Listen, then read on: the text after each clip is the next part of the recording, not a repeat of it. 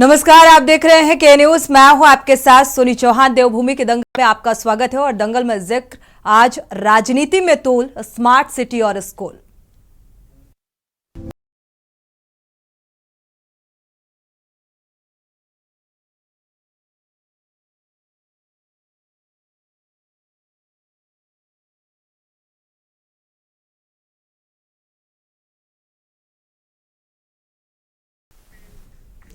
जी हां, उत्तराखंड में smart city के कार्यों पर विवाद थमने का नाम नहीं ले रहा है। ताजा मामला अब स्मार्ट स्कूलों को लेकर सामने आया है, जिसमें खुद बीजेपी के विधायक विनोद चमोली ने ही सवाल खड़े कर दिए हैं।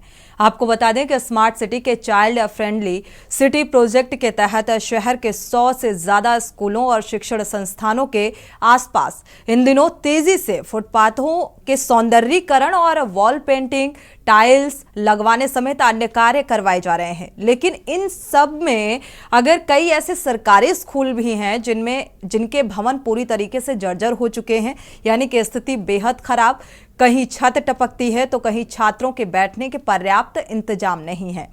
बीजेपी विधायक विनोद चमोली का कहना है कि अच्छी बात है कि चाइल्ड फ्रेंडली सिटी प्रोजेक्ट के तहत शहर के स्कूलों को स्मार्ट किया जाना सही है, लेकिन प्रदेश के कई स्कूल ऐसे हैं जिनके भवनों की स्थिति बेहद खराब है।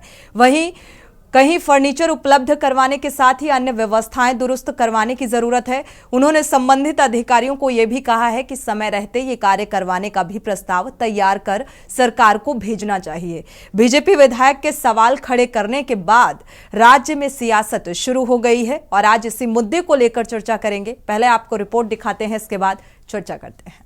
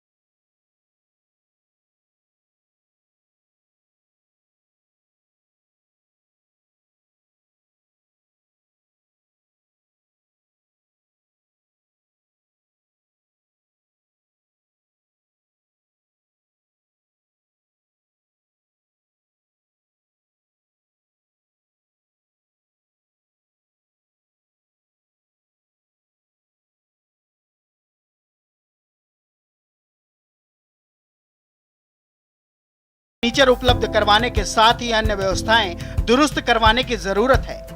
सिटी के काम में हम लोगों ने एक कंपोनेंट और जोड़ा था, जिसमें ये था कि इसको चाइल्ड फ्रेंडली सिटी बनाएंगे और उस पर काम हो रहा है। अच्छा एक प्रयोग यहाँ पर हो रहा है कि जहाँ जहाँ हमारे स्कूल्स हैं उसके आसपास का वातावरण बच्चों के लिए शिक्षाप्रद हो, सुरक्षित हो और आसपास बेहतर वातावरण मिले, उससे बच्चे प्रेरित हों।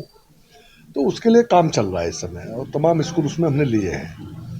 लेकिन मैंने ये उच्च स्तरीय अधिकारियों से भी बात की है, सरकार में भी बात की है कि स्कूल के आसपास का माहौल तो हम ठीक कर देंगे, लेकिन स्कूल ही ठीक नहीं होंगे तो बच्चे पढ़ेंगे कैसे? क्योंकि अंततोगत्वा तो उसी प्रीमिसेस में बच्चों को 5-7 घंटे रहना होता है और क्लासेस अगर ठीक नहीं है या वहाँ पर इंफ्रास्ट्रक्चर ठीक नहीं है, अंदर का वातावरण अगर ठीक नहीं है, तो निश्चित तौर पर उसका दुष्प्रभाव भी बच्चों पर पड़ रहा होगा, उनके भविष्य पर पड़ रहा है।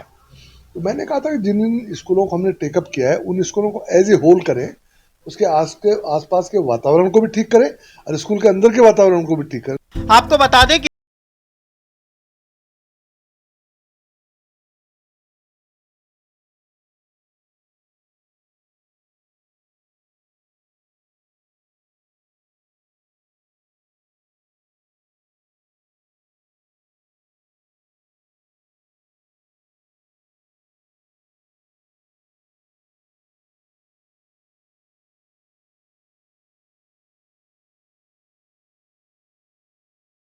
के कार्यों पर सवाल खड़े किए हैं।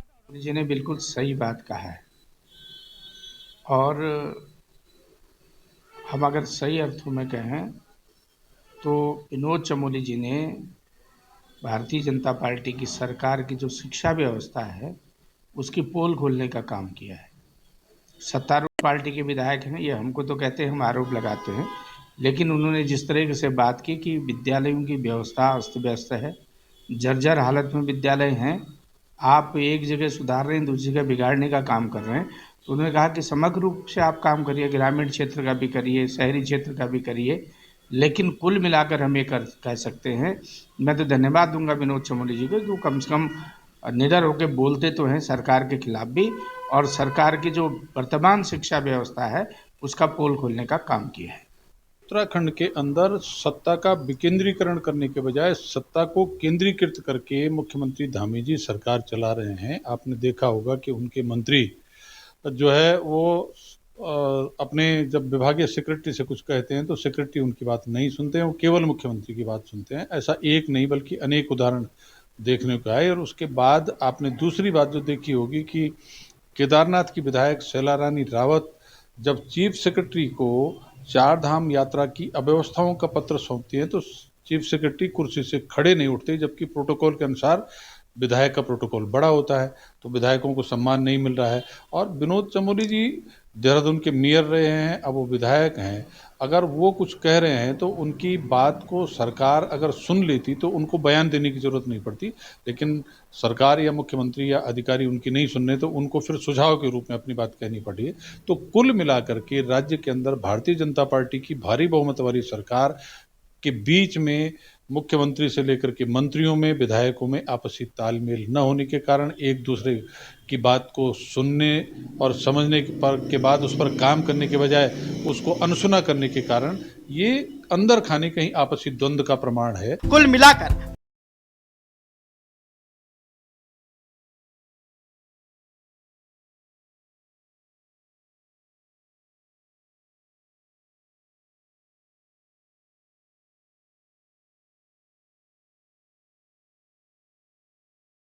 सरकार अपने ही विधायक के सुझाव पर अमल करेगी या नहीं।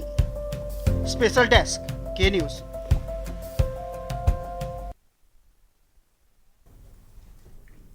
सवाल बेहद अहम है। जब विपक्ष सवाल उठाता है तो ये कहा जाता है कि विपक्ष में है, उनका काम है और इसीलिए वो अपनी जिम्मेदारी को निभा रहे हैं। लेकिन जब अपने ही पार्टी का कोई विधायक इस तरीके का सवाल उठाए तो ये सवाल बहुत गंभीरता पूर्वक लेने की जरूरत है सत्ता पक्ष को, और ये इस प्रोजेक्ट के तहत भी गंभीरता बरतनी होगी, क्योंकि स्मार्ट सिटी का जिक्र किया जाता है और स्मार्ट सिटी के तहत किस तरीके से विकास की रफ्तार आगे बढ़ रही है और कब इन सरकारी स्कूलों का कायाकल्प सौंदर्यीकरण होगा, यह भी एक बेहद अहम सवाल है। क्योंकि बाहर वॉल पेंटिंग, टाइल्स वगैरह आप लगवाकर बाहरी सुंदरता पर ध्यान दे रहे हैं, लेकिन अंदर की सुंदरता भी बेहद मायने रखती है, जिससे बच्चों का भविष्य निहित होता है। हमारे साथ खास मेहमान जुड़े हुए हैं, आपका परिचय करा देते हैं।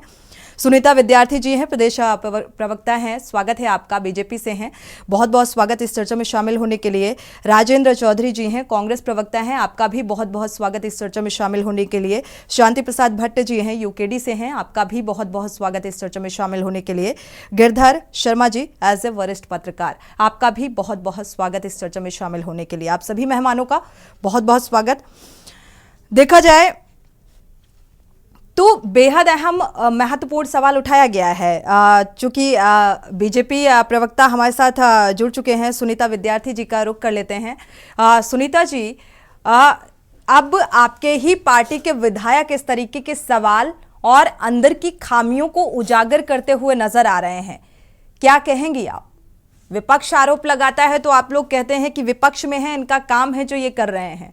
अब क्या इसे गंभीरता से लिया जाएगा, क्योंकि सरकारी स्कूलों की हालत जर्जर है? देखिए सोनी जी, जिस प्रकार से माननीय विधायक श्री विनोद चमोली जी ने जो यहाँ पे चिंता जाहिर की है, और उनके पास क्योंकि आंकड़े उस तरीके के हैं जिस तरीके से उन्होंने बताया, तो निश्चित रूप से उस तरफ जो है कार्य होना चाहिए। और कहीं पे भी, क्योंकि देखिए अगर हम स्मार्ट सिटी की बात करें और शहर के अगर 10 वार्डों की बात करें जो स्मार्ट सिटी के अंदर आते हैं, तो उनमें आप देखेंगे कि हमने तमाम तरह के जितने भी जो हमारे प्रोजेक्ट्स हैं उसमें हमने 90% तक उनमें काम कर लिया है, चाहे वो ऊर्जा स्रोतों से रिलेटेड है या हमारे वाटर मैनेजमेंट है, वाटर हार्नेसिंग से रिलेटेड है, चाइल्ड फ्रेंडली जो हमारे फुटपाथ है, और स्कूल, क्योंकि बहुत आप देखते हैं कि बीच में बहुत सारे जो क्षेत्र है वहाँ पे बहुत सारे स्कूल्स आते हैं, हर तीसरे मोड़ पे जो है एक स्कूल है, तो उन सभी स्कूलों का ध्यान 90% रखते तक हुए काम हो तमाम चुका है, तो फिर तो बहुत कम परसेंटेज बचता है स्मार्ट सिटी के तहत और इन प्रोजेक्ट्स के तहत अगर विकास की बात की जाए तो ये सरकारी स्कूल जो है ये अछूते कैसे रह गए? वहाँ पे आते हैं, और जिस प्रकार से अभी विधायक जी ने बताया कि वहां पे जो है कुछ स्कूलों की हालत जो है वो उस पे कार्य करने की आवश्यकता है, तो निश्चित रूप से वो हमारे संज्ञान में भी है और हम उस पे काम भी कर रहे हैं। लेकिन एक समयबद्ध तरीके से हर अधिकारी को, हर प्रकार के जितने भी हमारे जनप्रतिनिधि हैं, सभी लोगों को अपनी अपनी जगह पे सभी लोगों को हिदायत दी गई है कि वो अपने कार्यों को समयबद्ध तरीके से सुनिश्चित करें। तो उसके बावजूद अगर हमारी, क्योंकि देखिए हमारी पार्टी के अंदर जो हमारी विचारधारा से जुड़े हुए जितने भी जनप्रतिनिधि हैं, उन लोगों को आप ये कभी ना सोचें कि अपनी पार्टी है, अपनी सरकार है, तो अगर कहीं पे कोई कामों में अगर कहीं पे कमियां हैं तो वो नहीं बताएंगे। वो क्यों नहीं बताएंगे? हमारा ज्यादा राइट बनता है उनको उजागर करने का, ताकि उन चीजों में हम लोग जो है बढ़ चढ़ कर उसमें कार्य करें और समय से करें। तो यहाँ पे ये बिल्कुल राजनीति नहीं होनी चाहिए कि जो है आप ही के विधायक जो है उंगली उठा रहे हैं। ये उंगली उठाने वाली बात नहीं है, कार्य भी हमारे ही विधायकों का है, हमारे ही लोगों का है। तो निश्चित रूप से उसमें जिसकी भी रिस्पॉन्सिबिलिटी बनती है उनको आगे आकर अपना कार्य करना चाहिए। और जैसे कि स्कूलों की जो बात है, वो हमारे तमाम जो है उनकी पूरी लिस्ट है। कई स्कूलों में जैसे पहले भी हमारे पास आया था कि इन स्कूलों में जो है शौचालय की या जो छतें हैं वो जर्जर हालत में है, तो उन सब की जो है डीपीआर देखिए स्कूल की बनी हुई है, काम हो रहा है। और कोशिश ये है कि टाइम रहते, जिस तरीके से देखिए माननीय मुख्यमंत्री जी ने अभी सड़कों के लिए 30 बिल्कुल गड्ढा मुक्त सड़कों के लिए भी निर्देशित किया है। अगर खामियां पाई गई तो उसके खिलाफ कार्रवाई भी की जाएगी। तमाम इस तरीके की चीजें निकलकर सामने आ रही हैं, इस पर भी डिबेट हो चुकी है। कांग्रेस प्रवक्ता हमारे साथ जुड़े हुए हैं, आपका रुख करेंगे। राजेंद्र चौधरी जी, जिस तरीके से विनोद चमोली जी का, जो बीजेपी के विधायक हैं, उनका ये बयान निकलकर सामने आया है कि बाहरी सुंदरता तो ठीक है लेकिन अंदर भी जो कमियां और जो खामियां हैं उनको वो उजागर करते हुए इस बात का जिक्र करते हुए नजर आए हैं। हालांकि आप बखूबी सुनीता जी को भी सुन रहे थे, क्या कहेंगे? सोनी, मेरा कहना तो यह है कि जो हमारे विधायक साहब ने कहा है, चमोली जी ने, आप मेयर भी रहे पहले देहरादून के, वो एक आईना है जो इस सरकार की कार्यशैली के बारे में बता रहा है। अगर यही आरोप हम में से कोई साथी लगाता, मैं लगाता या भट्ट जी लगाते या कोई और अन्य पार्टी के लोग लगाते, तो उसे राजनीति की श्रेणी में माना जाता। दरअसल सवाल इसमें एक और भी है जी। भाजपा की प्राथमिकता में शिक्षा है ही नहीं, सरकारी शिक्षा नहीं। ये तो निजीकरण की जो शिक्षा है उसमें विश्वास करते हैं, और वही गुजरात मॉडल। इसलिए आप देखिए पिछले साल जो हमारा बजट है, इस साल 2023-24 का, केंद्र सरकार ने उसमें लगभग 13% की बढ़ोतरी की। और 13% की बढ़ोतरी के बाद भी हमें तो कम से कम अपने आसपास के 10-20 जिलों में कहीं कोई कॉलेज, कहीं कोई यूनिवर्सिटी बनती भी दिखाई नहीं दे रही, कोई गवर्नमेंट कॉलेज नहीं बन रहा। और मुझे ऐसा लग रहा है कि इस बजट का अधिकांश हिस्सा वो बंदर बांट हो जाएगा, उसमें लूट खसोट होगी। और हिंदुस्तान में जो बेसिक एजुकेशन है, जैसा चमोली जी ने जो मुद्दा उठाया जी, आप देखिए केरल की कितनी अच्छी बेसिक शिक्षा है, वेस्ट बंगाल की देखिए, आसाम की देखिए, हिमाचल की देखिए, और आज हमारे यहाँ उत्तराखंड में तिवारी जी की जो सरकार थी, पहली कांग्रेस की सरकार, उसने अधिकांश कॉलेज, यूनिवर्सिटी। राजेंद्र जी इंटरप्ट करेंगे, आपके पास वापसी करेंगे, लेकिन इसी बीच एक बड़ी खबर सामने आ रही है। उत्तरकाशी के सिलक्यारा टनल से प्रेस कॉन्फ्रेंस हो रही है, क्या कुछ प्रेस ब्रीफिंग है, सुनते हैं जरा। उन्होंने अपनी काबिलियत देखी,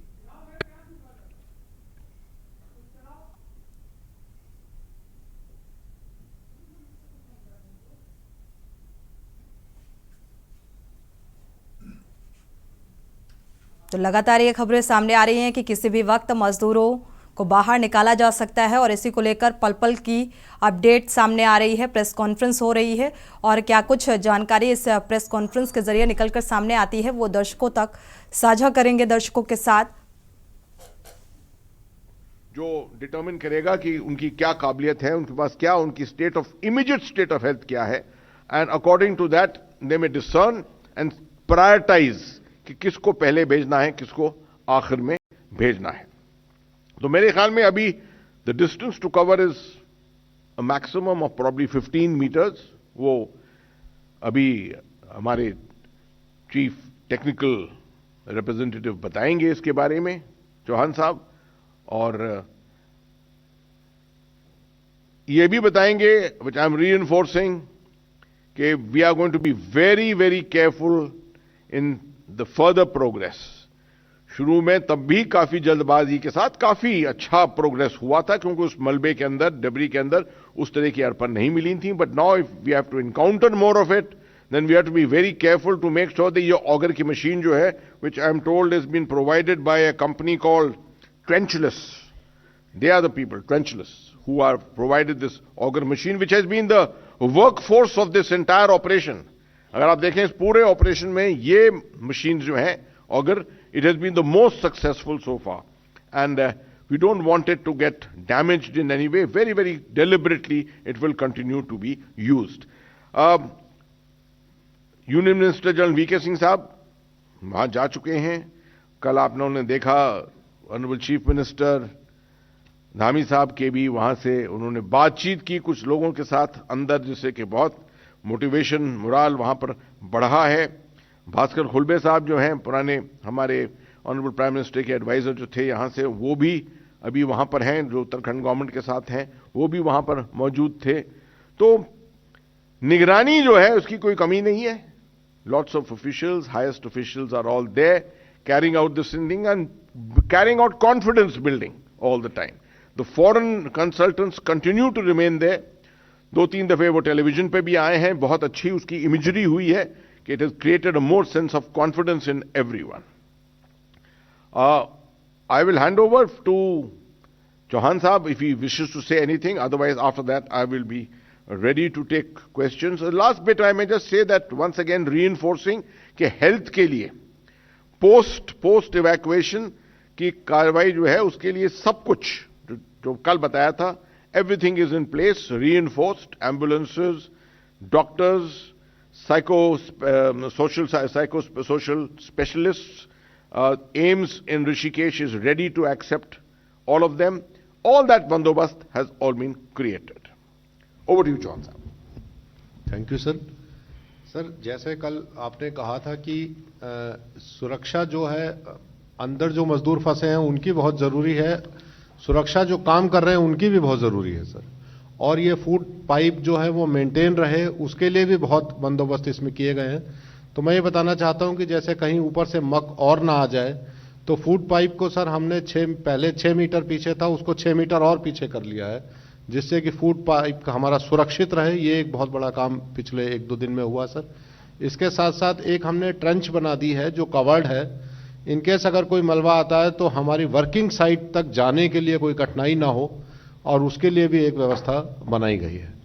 तो मेन ये भी एक अरेंजमेंट किए गए हैं, जो लोग वहाँ काम कर रहे हैं वो भी, उनका मनोबल भी बना रहे और लगातार मॉनिटरिंग होती रहे और सुरक्षा उनकी भी सुनिश्चित की गई है. ये किया गया है सर. तो बाकी सर आपने ज़्यादातर बातें कवर कर ली हैं. धन्यवाद. Yeah, now we'll open the floor for questions and answers. And anything? Yeah, we'll begin from row number 4. My question is related to the progress that has been made out of 60 meters. As you said that 15 meter remains. So we are at 45 meters inside, or higher than that. I would rest my comments on that. You see, I'm not going into centimeters and meters here. None of us are going into that. 45 का हमने recollection कहा था. Probably went to 46.5. There was a slight pullback. थोड़ा reduce हो गया, फिर थोड़ा बढ़ गया. So we are around about 46.57, 47 meters. और हमारा estimate था कि ये 60 meters है approximately. This is what we are looking at. And में 2 मीटर रह गया, that I am sure will be covered quite quickly, provided there is no obstacle in that at that time. No, the capability for ground penetrating radar at the moment is 5 meters, right? That is sufficient. 5 meters is sufficient because that will be covered if the auger machine goes well, everything goes well, and there is no obstacle, 5 meters, 4 to 5 meters should be covered in an hour. But here they are going even more deliberately, so it may take 2 hours maximum. Then they will reuse the ground penetrating radar to determine what is in front after that. Anybody else? Any more questions? ऐसे ही बोल So दीजिए. we'll take a question from the right side here. Sir, if you can elaborate on the technological part and technologies that are being used, because major members from the opposition parties are raising questions on technologies. They clearly are saying that such thing has not happened in the western part of our globe, but these things are prominent in India. So what are those technologies which we have adopted now as far as this rescue operation is concerned? And you were also naming about that particular company that has helped our rescue operations.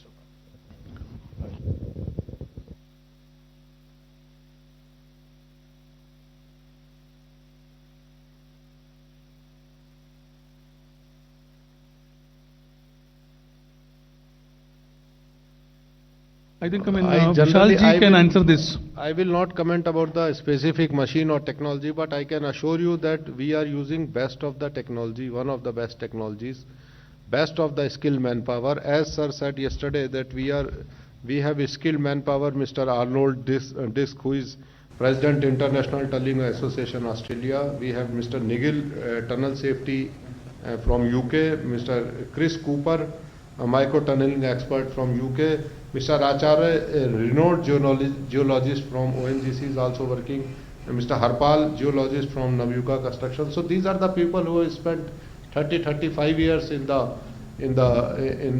this area. So we are using with the best brains of the world. We are using the best technology, best equipment in the world, and it is done. Whatever best is possible is done. I think it is what Chauhan Saab says. NDMA की press वार्ता का सीधा प्रसारण का use और जो technical team यहाँ पर मौजूद है फॉरेन की, उसका जिक्र और साथ ही किस तरीके से कोशिशें होती हुई नज़र आ रही हैं और ऑगर मशीन का एक स्मूथली जिस तरीके से यूज़ किया जा रहा है उस बात का जिक्र करते हुए नज़र आ रहे हैं। अभी कितना और वक्त लगने वाला है एक्यूरेट इसका कह पाना बेहद मुश्किल था। देवभूमि के दंगल में स्मार्ट सिटी को लेकर जो प्रोजेक्ट्स हैं जिस तरीके से जिक्र किया गया, बीजेपी प्रवक्ता सुनीता विद्यार्थी जी जुड़ी हुई हैं, उन्होंने कहा 90% काम लगभग पूरा किया जा रहा है और हो चुका है, लेकिन अभी भी लगातार सवाल जिस तरीके से खड़े किए जा रहे हैं स्मार्ट सिटी को लेकर और सिटी प्रोजेक्ट के तहत जो चाइल्ड फ्रेंडली के तहत काम करना है इसको लेकर भी सवाल खड़े हो रहे हैं। इसी को लेकर हम चर्चा कर रहे हैं। राजेंद्र चौधरी जी का रुख कर लेते हैं, कांग्रेस प्रवक्ता जुड़े हुए हैं। बात अधूरी रह गई थी, आपसे मेरा सवाल था राजेंद्र जी, अपनी बात को पूरी कर लीजिए। नहीं सोनी, मेरा कहना यह है कि ना तो स्मार्ट सिटी पूरी हुई, ना इनके जो सांसद थे, प्रत्येक सांसद ने एक गांव गोद लिया था, ना उसका विकास पूरा हुआ। एक्चुअली ये जो है स्टंटबाज है। अभी कोई सवाल स्मार्ट सिटी पे उठाया उससे पहले ये स्मार्ट स्कूलिंग का शुरू कर दिया इन्होंने, और फिर स्मार्ट स्कूल के बाद कुछ और कर देंगे। ये एक्चुअली लोगों को डिस्ट्रैक्ट करने की एक बहुत इनकी सोची समझी एक बाकायदा एक पॉलिसी है जिसपे सरकार काम कर रही है। पूरे देश में एक भी शहर इन्होंने स्मार्ट सिटी नहीं बनाया, कोई नया यूनिवर्सिटी नहीं बना रहे, कॉलेज नहीं बना रहे, इंजीनियरिंग कॉलेज नहीं बना रहे, मेडिकल नहीं बना रहे। हमारे यहाँ उत्तराखंड में तो कम से कम बन नहीं रहा। अगर मान लिया कहीं गुजरात में बन रहा हो तो मैं कह नहीं सकता क्योंकि उसकी मुझे कोई विस्तृत जानकारी नहीं। गड्ढा मुक्त जो है हो नहीं पाया। और सबसे बड़ी बात यह है कि आज ही मैं अखबार पढ़ रहा था, एक भाजपा के बड़े नेताजी हैं, बजरंग दल के जिला अध्यक्ष बागेश्वर, वो ट्यूशन पढ़ाते थे। एक बच्ची उनके पास ट्यूशन पढ़ने आती थी, उन्होंने उसके साथ ही बलात्कार कर दिया। तो इनका कोई शिक्षा विक्षा से, इन सब चीजों से कोई मतलब नहीं है। पूरे देश में जो है एक दूसरा ही माहौल इन्होंने खड़ा कर दिया। अभी बजाय इनकी स्मार्ट सिटी पे आप सवाल करें, इन्होंने जो है स्मार्ट स्कूल पे कर दिया। स्कूल की जब भवन ही नहीं है, जब बिल्डिंग ही खराब है, जैसे विधायक जी कह रहे हैं, 90% स्कूलों की यही स्थिति है, क्योंकि क्वालिटी कंट्रोल नहीं रहा। और 6ठे साल में सरकार है, 6 साल पूरे हो गए, 7वें में है, बल्कि 7 साल की कंटिन्यूअस सरकार जो है, उसके काम का रिफ्लेक्शन जनता में दिखाई देता है, दिखाई देना चाहिए। ऐसा कहीं दिखाई नहीं दे रहा। मैं तो इतना ही कहूंगा कि ये स्टंट है और कुछ नहीं। बिल्कुल राजेंद्र जी, आप जो कह रहे हैं, जो सवाल खड़े कर रहे हैं, यूकेडी प्रवक्ता भी जुड़े हुए हैं, शांति प्रसाद जी काफ़ी देर से इंतजार कर रहे हैं, आपका रुख करेंगे। जैसा कि इन्होंने कहा, कांग्रेस प्रवक्ता ने, राजेंद्र जी ने, कि शिक्षा को लेकर कोई ठोस रणनीति नहीं है, शिक्षा के प्रति कोई गंभीरता नजर नहीं आ रही सरकार की। या स्मार्ट सिटी का जिक्र किया जाए तो अब स्मार्ट स्कूलों का जिक्र होने लगा, तो डिस्ट्रैक्ट करने की ये कोशिश क्यों की जा रही है? देखिए सोनी जी, इस बात को समझने की जरूरत है कि जो भारतीय जनता पार्टी है, इसका राजनीतिक चरित्र क्या है, ये जनता के बीच में कैसे जुमले छोड़ते हैं चुनाव से पहले, और उसका क्या प्रभाव गांव तक पहुंचता है, इस बात को समझने की जरूरत है। हम ऐसे ही नहीं कहते कि ये भारतीय जनता पार्टी तराजू वाली पार्टी है। कहां से पैसा कमाना है, इस नीति में ये मास्टर है। आप देखिए, स्कूलों के अंदर यदि शिक्षकों की भर्ती होती तो हमें लगता बहुत अच्छा काम इन्होंने किया। स्कूलों में टीचर नहीं है और स्कूल जर्जर स्थिति में है। और हम बार बार नहीं कहते विकास की नीति शहर और शहर के इर्द गिर्द खाली पैसा कमाने के लिए बनाते हैं, ग्राउंड में वो होता कुछ नहीं है। मैं आपके माध्यम से पूछना चाहता हूँ, इन्होंने आदर्श स्कूल बनाए थे, उनके रिजल्ट जब 0 निकले, मैं पूछना चाहता हूं उस आदर्श स्कूल का क्या किया फिर आपने? आज वो बंदी की कगार पर जाने वाले हैं, क्योंकि सरकार कह रही है कि अब आदर्श स्कूलों का कोई फायदा नहीं। दूसरा, आज दिसंबर नजदीक आने वाला है, स्कूलों में किताबें अभी तक वितरण नहीं हुई हैं, प्राथमिक विद्यालयों से लेकर इंटर कॉलेज तक। अगर आप देखेंगे तो बताइए, स्मार्ट इनको अपनी व्यवस्था करनी चाहिए कि इस तरह के जुमले छोड़ने चाहिए? आप पहाड़ और आप शहर और गांव के बीच में खाई खोद कर आप फिर एक मैदान में जो है स्मार्ट स्कूल बनाने की बात कर रहे हैं। अरे भाई, आप कैसे स्मार्ट स्कूल बनाओगे जब वहां पढ़ने के लिए किताब नहीं है, फर्नीचर नहीं है, बिल्डिंग जर्जर है, टीचरों का पता नहीं है। आपकी व्यवस्था इतनी चरमराई हुई है कि बच्चों के स्कूल में किताबें नहीं है। ऐसे में आप इसको स्मार्ट कैसे बनाएंगे? स्मार्ट की आड़ में 40% कमीशन है। देखो, दिसंबर आ गया, मार्च में बजट खत्म होना है, जो बचे होंगे 200-400 करोड़ रुपए अब इन्होंने स्मार्ट के नाम पर सारा कमीशन बाजी में उड़ा देना है। उसके बाद जैसे स्मार्ट शहर बने हैं, वैसे आप स्मार्ट स्कूल देखेंगे शहरों के बीच में। जमीन में कुछ नहीं है, मगर कागजों में अगर सुने अखबारों के माध्यम से ऐसा लगता है कि इस देश के अंदर अगर शिक्षा की चिंता है तो भाजपा को है। मगर जब हम पूछते हैं कि 3000 स्कूल बंद कर दिए, वो किस श्रेणी में आएंगे? तब इनसे बोलते नहीं बनता। चलिए, इस बात का जवाब ले लेते हैं, इसके बाद आगे बढ़ेंगे। वरिष्ठ पत्रकार भी हमारे साथ जुड़े हुए हैं। ठीक है, सुनीता जी से जवाब ले लेते हैं इस बात का, क्योंकि राजेंद्र जी ने भी सवाल उठाए और आपकी तरफ से भी जिस तरीके से स्कूलों को बंद करने के लिए, आदर्श स्कूलों को बंद करने के लिए सवाल उठाए गए हैं। सुनीता जी, आपके पास इस बात का जवाब है। मुझे लगता है स्मार्ट व्यवस्था करने की जरूरत है। जो योजना बनाई जा रही है उससे स्मार्ट तरीके से व्यवस्थित करें और इसके बाद उसे धरातल पर उतारने की एक उचित व्यवस्था होनी चाहिए, लेकिन इस पर गंभीरता नजर नहीं आ रही सरकार की, क्यों? जी, हमारी सरकार द्वारा जो स्कूलों की बात हो रही है, अटल स्कूल बनाए गए, तमाम स्कूलों में पढ़ने वाले बच्चों के लिए सारी क्वालिटी युक्त एजुकेशन जो है देने का हमारी एनईपी के माध्यम से हम काम कर रहे हैं। और कुछ लोग ऐसे हैं जिनको कुछ देखना ही नहीं है, जिनको मनगढ़ंत कहानियां करके खाली टाइम पास करना है ताकि वो विपक्ष में एज अ प्रवक्ता बने रहें। और दूसरी बात, क्योंकि इनके इतने आरोप जो है, निराधार बातें, बेसिर पैर की बात कुछ लोग करते हैं। मैं यहाँ पे ज्यादा तो आदर्श स्कूल जो 3000 समथिंग जिस बात का जिक्र कर रहे हैं यूकेडी प्रवक्ता, क्या ये गलत है? तो एक भी बंद नहीं हुआ है। आप नाम लेके बताइए कौन सा स्कूल किस प्रांत में, किस गांव में बंद हुआ अटल स्कूल? चलिए तो सिर पैर की शांति बात प्रसाद जी करना बता बंद दीजिए, करें। सवाल उठाए हैं तो इसके साथ बता दीजिए। सोनी जी, मैं आपसे पूछना चाहता हूँ, आप तो राष्ट्रीय पार्टी के प्रवक्ता हैं, जरा बता दीजिए स्कूलों का रिजल्ट क्या है और क्यों वो जीरो रिजल्ट आया इस बार उसका।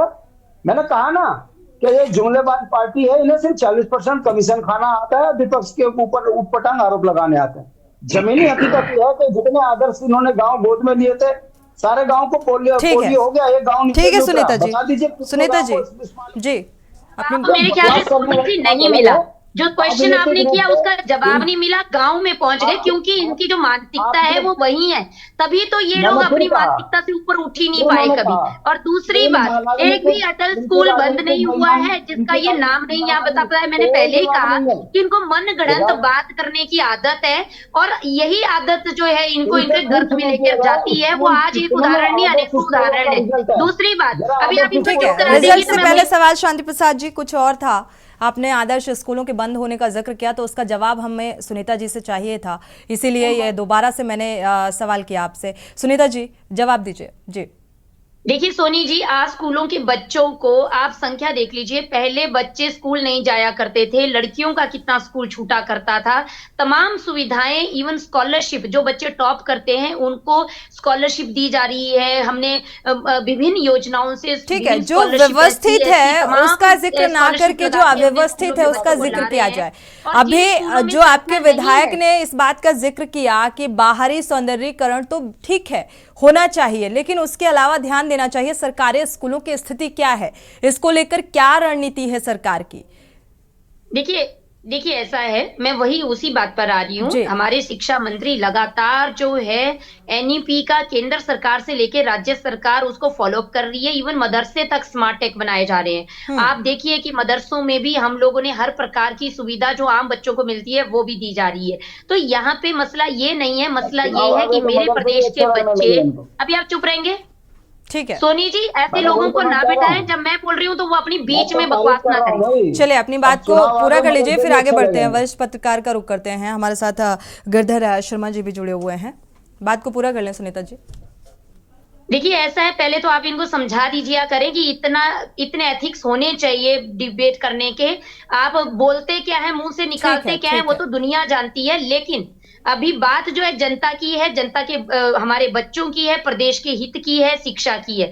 और शिक्षा में कहूं कि जिस क्षेत्र, ये इस क्षेत्र में जितना हम काम करें उतना कम है, क्योंकि शिक्षा ही एक ऐसा हमारे लिए माध्यम बनता है जिनसे हम हर जगह में अपनी जगह बना पाते हैं। और बच्चों के लिए जिस प्रकार से स्कूलों का जो बिल्डिंग का आ रहा है विवरण, यहाँ पे देखिए, अगर कहीं पे स्थिति पाई गई तो माननीय विधायक जी ने उस पर अपनी बात रखी और उस पर कार्य होने चाहिए, इसलिए वहां पे जो जिम्मेदार लोग हैं उनको हिदायत दी गई है। यहाँ पे कहीं पे अगर देखिए, कांग्रेस तो है नहीं कि भैया अपनी सरकार है, बोलना नहीं है, कुछ नहीं तो अगेंस्ट हो जाएगा। अगेंस्ट नहीं होता, ये मानसिकता बदली है। अगर आपके इर्द गिर्द आपकी रिस्पॉन्सिबिलिटी बनती है तो आप उसमें आगे आए, औरों का जिसका भी वो जिम्मेदारी बनती है वो आगे उसको निभाएं। शिक्षा में कहीं अगर इस तरीके की अगर कहीं चूक हो रही है अधिकारियों से तो उन पर फिर शिकंजा कसा जाएगा। लेकिन ये चीजें ऐसी होती हैं, इसमें अगर हम संजीदा हो जाए तो मुझे लगता है कि सबका हित होगा, क्योंकि मेरे बच्चे, आपके बच्चे, सबके बच्चे वहां पे पढ़ते हैं। लेकिन मुझे लगता है सुनीता जी, इन खामियों पर नजर जानी चाहिए थी। इस बात का जिक्र आपको नहीं लगता ठीक चुनाव से पहले किया जा रहा है? सरकारी स्कूलों की क्या स्थिति है, इस पर गौर फरमाना चाहिए था, सुधार करना चाहिए था। थे उस दिन से लेके आज दिन तक देखिए कि हमारे कार्य किस दिशा में जा रहे हैं। हम हेल्थ में, हम शिक्षा में, हम पूरे अपनी जो रोजगार है, स्वरोजगार है, तमाम क्षेत्रों में हम बहुत बढ़िया काम कर रहे हैं और जनता के पास जाके ठीक है लाभार्थी सम्मेलन उसका बहुत बड़ा एग्जाम्पल है। हमारे साथ गिरधर जी जुड़े हुए हैं, गिरधर जी का रुख कर लेते हैं। इसके बाद राजेंद्र जी आप अपनी बात को रखिएगा। गिरधर जी, आपको क्या नजर आ रहा है? शिक्षा के प्रति गंभीरता सरकार की नजर आ रही है? जो व्यवस्थाएं हैं, सरकारी स्कूलों की जो दशा है, उससे आप क्या भाप पा रहे हैं? क्या वाकई गंभीर है सरकार? और विपक्ष जिस तरीके से सवाल उठा रहा है, खुद उनके ही पार्टी के विधायक सवाल उठा रहे हैं। विधायक जी, जो विनोद चमोली ने जो बात कही, विनोद वो बहुत सीनियर विधायक हैं, पुराने, और मेयर भी रहे हैं। जी। मतलब बहुत सीनियर नेता है, मतलब बीजेपी के सीनियर विधायक तो नहीं कहूंगा, लेकिन सीनियर नेता बहुत है। बहुत दिनों से मैं उनको देख रहा हूँ, करीब 25-30 साल से। उनका इस बात की आवाज उठाना और ये कहना कि शिक्षा नीति या जो वहां का ढांचा है, शिक्षा का ढांचा, आधारभूत ढांचा जो है, वो अभी स्मार्ट शिक्षा नीति कह देना कि स्मार्ट स्कूल बना देना, वो बिल्कुल सही वाजिब सवाल उठा रहे हैं वो, कि क्या पहले हम उस लायक बन गए हैं कि हम उसको स्मार्ट कह सकें। अब आप देखिए, स्मार्ट सिटी की बात है, मुझे याद है अच्छी तरह, अभी 1 साल पहले भी, 6 महीने पहले भी, 2 साल पहले भी खजानदास जी ने, जो यहाँ के विधायक हैं देहरादून के मेयर ने धरना प्रदर्शन किया था। सरकार, उन्होंने कहा था कि भाई बहुत अच्छी स्मार्ट सिटी का काम नहीं चल रहा है और बहुत ही ढीला हवाली है। बाद में मुख्यमंत्री ने टाइट किया हो तो थोड़ा काम प्रोग्रेस पे आया है, ऐसी बात नहीं, काम होता है। कई कंपनियां जो है इसीलिए ब्लैक लिस्ट की जाती है कि अगर जब उनको टेंडर बढ़ती है, लोएस्ट और वो हो जाता है, उसके बाद काम नहीं कर पाती तो ढीला हवाली होती है। लेकिन इन सब चीजों पर गौर फरमाना भी चाहिए। लेकिन मैं एक बात से विपक्ष से बहुत नाराज हूं। मैं इस बात से नहीं कि विपक्ष से पर्सनल नाराज हूं, इस बात से नाराज हूं कि जेपी जितने भी ये मुद्दे हैं इनको क्यों नहीं आंदोलन के रूप में उठाते। बस वो जिस तरह से ये बयान देते हैं उसी तरह से वो बयान दे देते हैं आगे कि बस एक बाइट दी कि स्मार्ट सिटी खराब है, एक बाइट दी कि क्या नहीं स्कूलों की, चमोली ने ये बोल दिया। अरे सीधे सीधे शिक्षा बिल्कुल, विपक्ष के पास मुद्दे सामने से होते हैं, लेकिन किस तरीके से उठाने चाहिए ये अभी सुनिश्चित नहीं हो पाता, या सोच वहां तक नहीं पहुंच पाती है। रावत जी का बहुत सम्मान करता हूं, वो बीमार हैं तो सब जने उन्हें देखना अच्छी बात है, जाना भी चाहिए, सारे कांग्रेसी जा रहे हैं। लेकिन जब स्मार्ट सिटी बीमार है, शिक्षा नीति बीमार है, तो वहां पर क्यों नहीं जा रहे हैं? बिल्कुल भाई, वहां पर भी तो आप अपनी जिम्मेदारी समझिए जनता के प्रति। आप भी तो सत्ता में रहे हैं, आपको फिर सत्ता में आने का भी सौभाग्य मिल सकता है, तो आप जनता के प्रति समर्पित होकर क्यों नहीं कोई आंदोलन चलाते? जो ये बीमार नीति है, या अगर स्मार्ट सिटी बीमार है तो आप क्यों नहीं उठाते? तो फिर जब आप नहीं उठाते, खाली आप भी डिबेट में आके कह देंगे वो वहां बयान दे देगा। बिल्कुल राजेंद्र जी, आप सुन पा रहे हैं, ये बेहद महत्वपूर्ण सवाल है। ठीक है, डिबेट में आकर ये सवाल उठाना अच्छी बात है, लेकिन इसे एक मुद्दे के तौर पर, इसे एक आंदोलन के तौर पर उठाना चाहिए। अगर स्मार्ट सिटी को लेकर विपक्ष के जहन में सवाल उठ रहे हैं, स्मार्ट सिटी में सही से काम नहीं किया जा रहा है, शिक्षा नीति को लेकर सही से गंभीरता सरकार की नजर नहीं आ रही है, तो इसे आपकी तरफ से, विपक्ष की तरफ से क्यों नहीं उठाया जाता? नहीं, हमारे बार बार उठाया जा रहा है स्मार्ट सिटी के संबंध में, और जो सड़कें टूटी हुई हैं, जो अव्यवस्थाएं हैं, उन्हें लेकर धरना भी हुआ देहरादून में और प्रदर्शन भी हुआ। हम यहाँ रुड़की जैसे छोटे शहर में भी हम राजेंद्र जी आपको रोकना चाहेंगे, गोरखपुर का रुख करते हैं, वापसी करेंगे तब आप अपनी बात को पूरा कर लीजिएगा। गोरखपुर का रुख करते हैं, जहां पर सीएम योगी आदित्यनाथ पहुंचे हुए हैं, कई योजनाओं का लोकार्पण और शिलान्यास किया है। क्या कुछ कह रहे हैं, सुनाते हैं। 89 MIG भूखंड और 106 HIG भूखंड, ये सभी इस न्यू जो टाउनशिप बन रही है कोराबार के पास, इतने लाभार्थी इससे लाभान्वित होंगे। आज कुछ लोगों को की लॉटरी निकली है, उसमें से 6 को हमने यहाँ पे भी उनके प्रमाण पत्र दिए हैं, उनको भी, और जिनको इसके बाद मिलना है उन सबको मैं इस अवसर पर हृदय से बधाई देता हूं, और गोरखपुर विकास प्राधिकरण को विकास की इन सभी योजनाओं के लिए धन्यवाद देते हुए पूरा महानगर गोरखपुर विकास प्राधिकरण के विकास की परियोजनाओं का लाभ लेगा, इसके लिए हृदय से गोरखपुर वासियों को मैं बधाई भी देता हूं। भाइयों बहनों, हम सब जानते हैं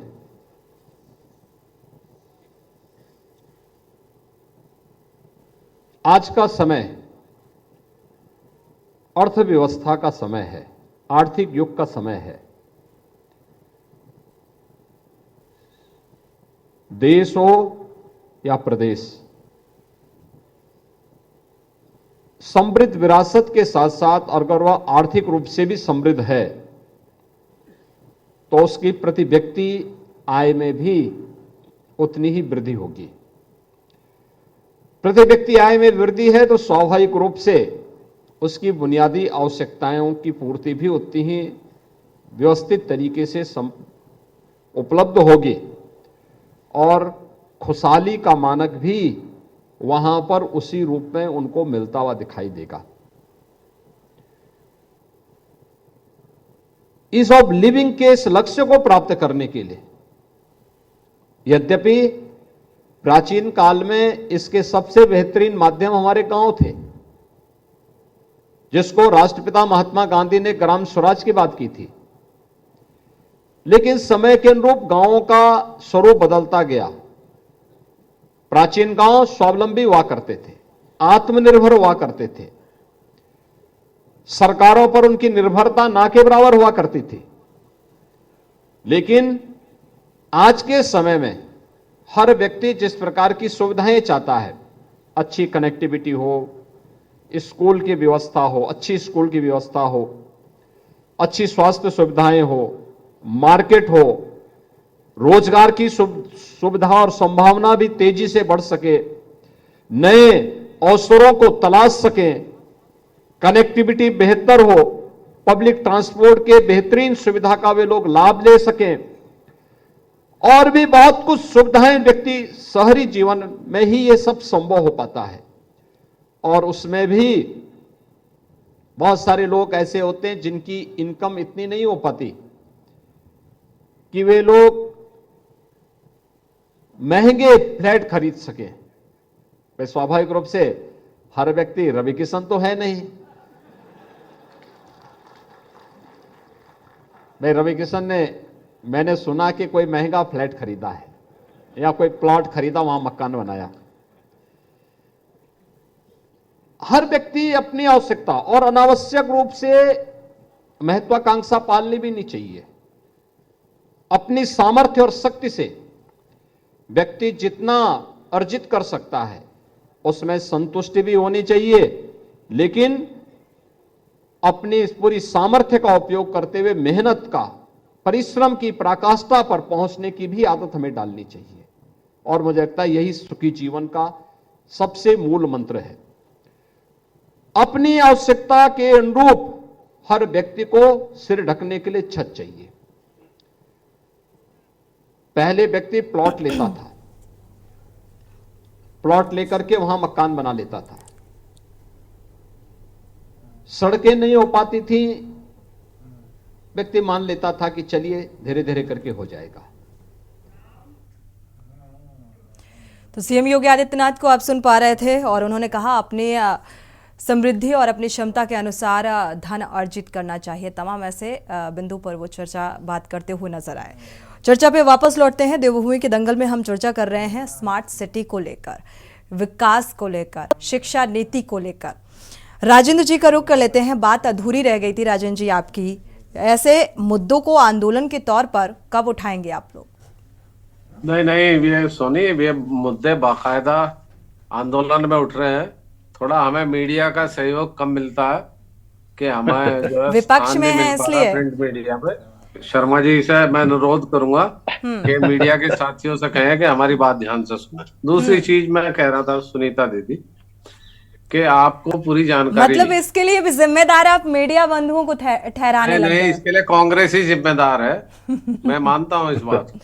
ठीक है, लेकिन जो है मीडिया की तो कोई जिम्मेदारी है ही नहीं। नहीं, मीडिया अपनी जिम्मेदारी बखूबी निभा रही है, मुझे लगता है जी। इस समय इस देश में हर कोई काम अगर गलत हो जाए उसके लिए जिम्मेदार सिर्फ और सिर्फ कांग्रेस है। और उसका एक कारण है कि कांग्रेस जिम्मेदारी को समझती है। लेकिन मैं सुनीता बहन जी से कहना चाहूंगा कि 20 दिसंबर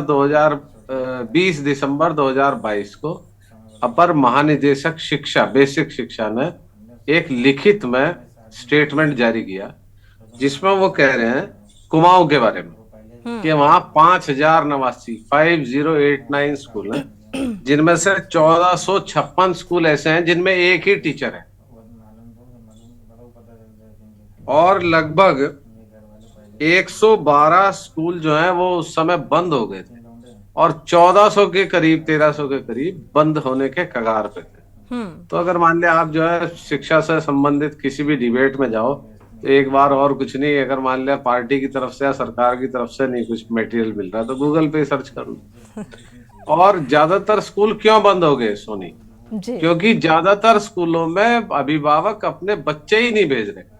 10 किसी स्कूल में 10 बच्चे हैं, किसी में 15 हैं, किसी में 25 हैं, किसी में 30 हैं, कहीं कहीं 100 और 150 बच्चे हैं। और उनमें भी बड़ी रोचक बात मैं आपको बताऊं कि दलित समाज से और माइनॉरिटी से और गरीब वर्ग से बच्चे ज्यादा। जाहिर सी बात है, जो फाइनेंशियली स्ट्रांग होगा राजन जी, वो कौन चाहेगा कि उसका बच्चा सरकारी स्कूल में जाए, क्योंकि वहां की व्यवस्थाएं ऐसी हैं, कौन भेजना चाहेगा? देखो सोनी, मैं आपकी इस बात से सहमत नहीं, मुझे माफ करना आप। जेएनयू सरकारी विश्वविद्यालय, वहां लोग जाने के लिए लड़ते हैं। इलाहाबाद यूनिवर्सिटी सरकारी है, वहां लोग एडमिशन के लिए तरसते हैं। बनारस हिंदू यूनिवर्सिटी सरकारी जो डेवलप है, जहाँ का इंटीरियर बेहतर है, जहाँ की शिक्षा बेहतर है, वहां के लिए लोग जाने के लिए बोलते हैं ना। अब जिन स्कूलों की इंफ्रास्ट्रक्चर का अगर जिक्र करें, अगर नहीं व्यवस्थित हैं चीजें, टीचर्स नहीं अवेलेबल हैं, तो कौन भेजेगा ऐसे स्कूल में? और इसके लिए पूरी सरकार जिम्मेदार है। हाँ, मेरे कहने का मतलब ये है कि अगर सरकार की इच्छा शक्ति हो तो ये काम बहुत आसानी से हो सकता है। ये हो रहा है। बेसिक एजुकेशन और प्राइमरी हेल्थ ये कई राज्यों में हमारे देश में बहुत अच्छी हैं। जैसे केरल है, वेस्ट बंगाल है, आसाम है, हिमाचल प्रदेश है। ये कई राज्य ऐसे हैं जो इनमें इनका लाजवाब काम है। मैंने अपने स्वयं का मेरा एक्सपीरियंस है।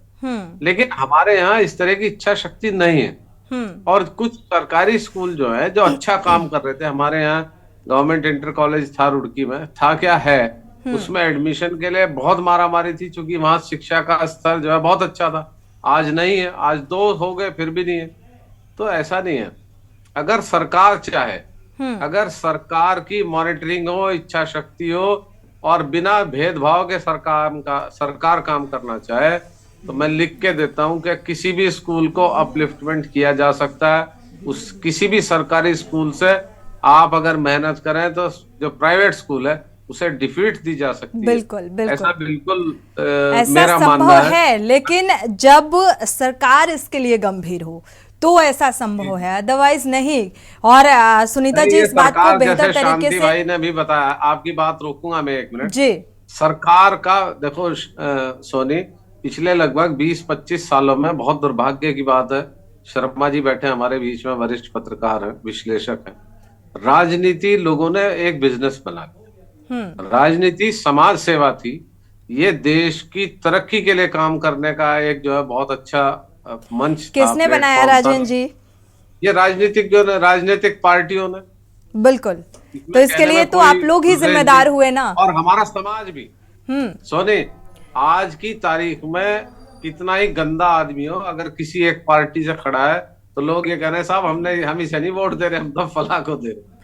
सामाजिक व्यक्ति तो इन्वॉल्व हो ही जाएगा, क्योंकि वोट की अपील, वो वोट देते हैं, उनको उम्मीदें होती हैं विकास की, और इसी मुद्दे के आधार पर जो जाते हैं उम्मीदवार और प्रत्याशी, वोट भी इसी आधार पर मांगते हैं और उनकी उम्मीदों में पानी फिर जाता है।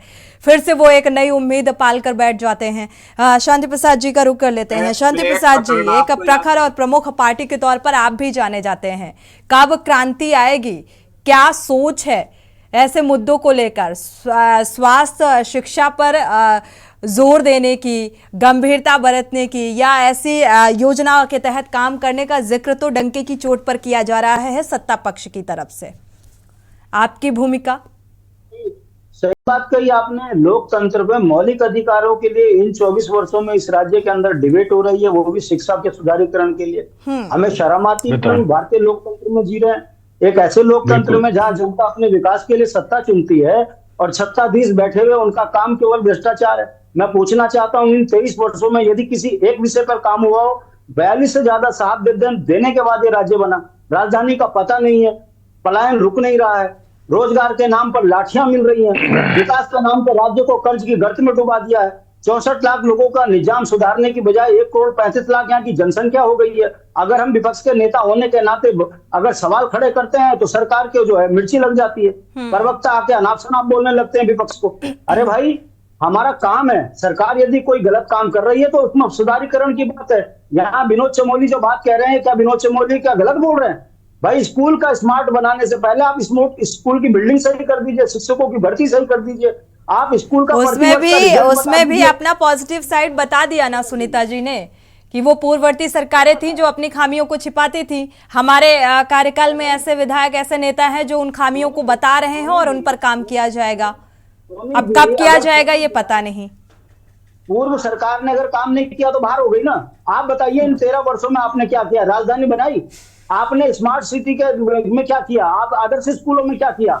आदर्श स्कूल के रिजल्ट बता रहे हैं कि आपकी गलत व्यवस्था के कारण स्कूल बदनाम हो गए, एक लड़का पास नहीं हो रहा है। तो ये कोई हमारे को मुद्दे जो दे रहे हो, आपकी गलत नीतियों के कारण मुद्दे बन रहे हैं और आप डिबेट कर रही हो। अब आप बताइए, ये नेताओं को तो छोड़े तो पत्रकारों को भी नहीं छोड़ रहे गुस्से में। इतना बुरा हाल हो गया इनका, क्योंकि मानसिक दिवालिया पार्टी है भारतीय जनता पार्टी। केवल कमीशनबाजी, चोर बाजारी, झूठ जुमले के अलावा कुछ नहीं है। हम क्या गलत कह रहे हैं? आप स्मार्ट स्कूल बनाइए, पहले बताइए आदर्श स्कूल का रिजल्ट क्या था? आप बताइए ना। 3000 स्कूल बंद हो गए, क्यों हुए बंद? आज क्या स्थिति ऐसी हो गई कि पहाड़ों में अभी सुनीता जी के कहना है 3000 स्कूल बंद ही नहीं हुए, आज भी संचालित हो रहे हैं। अच्छा, इनका क्या जा रहा है? तो इनको देहरादून स्मार्ट दिख रहा है, इनके चश्मे से तो देहरादून स्मार्ट दिख रहा है, मगर सड़क के गड्ढे ठीक नहीं हो रहे। सुनीता जी सभी के चश्मे से एक जैसी तस्वीर नजर आनी चाहिए। अगर स्मार्ट सिटी का जिक्र किया जा रहा है, उसके तहत काम किया जा रहा है, अगर सिटी प्रोजेक्ट के तहत काम किया जा रहा है, सौंदर्यीकरण किया जा रहा है, तो वो तस्वीर एक चश्मे से सभी को एक जैसी दिखनी चाहिए। ये अलग अलग क्यों दिखती हुई नजर आ रही है? देखिए सोनी जी, सबसे इम्पोर्टेंट बात जो इतनी डिबेट में रही वो ये, मैंने महामंत्री जी जो कांग्रेस से हैं जुड़े हुए मेरे बड़े भाई, उन्होंने कहा कि भैया भारतीय जनता पार्टी ने तो ना स्कूल बनाए, ना कॉलेज बनाए, ना इंजीनियरिंग कॉलेज बनाए, ना कोई एम्स बने। और जबकि आंकड़े जो है और स्वास्थ्य पर कब तक चर्चा होती रहेगी, ये बेहद महत्वपूर्ण है। बात इन्होंने जो इम्पोर्टेंट कही वो सोनी जी सुनिए, एक और इम्पोर्टेंट बात इन्होंने कही कि जो 1400 स्कूल है वहां पे एक भी टीचर नहीं है। मैं पहले आपके आईटी विभाग से संपर्क करना चाहती हूँ, इनको बोल दीजिए कि मेरी ओरिजिनल फोटो लगा दें। ठीक है, बात को पूरा कर लीजिए जी। सुनीता जी समय हो रहा है। दूसरी बात तो इन्होंने कहा कि 1400 स्कूल खोले और कि 1400 स्कूल हैं जहाँ पे एक टीचर है, तो वो 2017 से पहले ही इसका मतलब कि उन 1400 स्कूलों में पूरा स्टाफ था, भारतीय जनता पार्टी आई और उसके बाद वो सारे टीचर जो है गायब हो गए। मुझे लगता है ये इनका कहने का मतलब था, या इनकी सरकार में भी 1400 स्कूलों में एक ही टीचर रहता होगा। मतलब ये समझने वाली बात है। पूर्व में क्या था, लेकिन मौजूदा वक्त में आप है तो आपकी जिम्मेदारी है। शिक्षा और स्वास्थ्य पर अभी भी डिबेट और चर्चाएं की जा रही हैं, कब तक की जाती रहेंगी और कब ये व्यवस्थाएं जो हैं अव्यवस्थित व्यवस्थाएं व्यवस्थित होंगी, इस पर कुछ कहेंगी आप? कब होगा सौंदर्यीकरण, कब होगी स्मार्ट सिटी का तो अब जिक्र करना लोगों ने छोड़ दिया है कि वो एक टीचर रहा, ये चीज तो क्लियर करना बहुत जरूरी है। क्योंकि अगर आप झूठे आंकड़े भी पेश करते हो तो थोड़ा सा उसमें आप अपडेटेड होके बैठा करिए। आपने कहा कि 1400 स्कूल कुमाऊं के ऐसे थे, वहां पे एक टीचर था, तो 2017 से पहले पूरा स्टाफ था उन स्कूलों में कांग्रेस के जमाने में। ठीक है सुनीता जी, समय इजाजत नहीं देता कि चर्चा को आगे बढ़ाएं। आप सभी मेहमानों का बहुत बहुत शुक्रिया इस चर्चा में शामिल होने के लिए। ठीक है राजन जी, समय नहीं है। शुक्रिया आप सभी मेहमानों का इस चर्चा में शामिल होने के लिए। सत्ता पक्ष का कहना है कि हम स्मार्ट सिटी के तहत जो योजनाएं लॉन्च हुई उसके तहत काम किया जा रहा है ईमानदारी से, लेकिन उनके ही पार्टी के नेता अब सवाल उठाते हुए नजर आ रहे हैं। साथ ही विपक्ष भी लगातार सवाल उठा रहा है इस बात को लेकर कि विकास की रफ्तार आखिर इतनी धीमी क्यों? आज भी शिक्षा और स्वास्थ्य पर बातचीत की जा रही है और कब तक की जाती रहेगी। इसी के साथ देवभूमि के दंगल में फिलहाल बस इतना ही। आगे खबरों के लिए आप देखते रहिए के न्यूज़ इंडिया।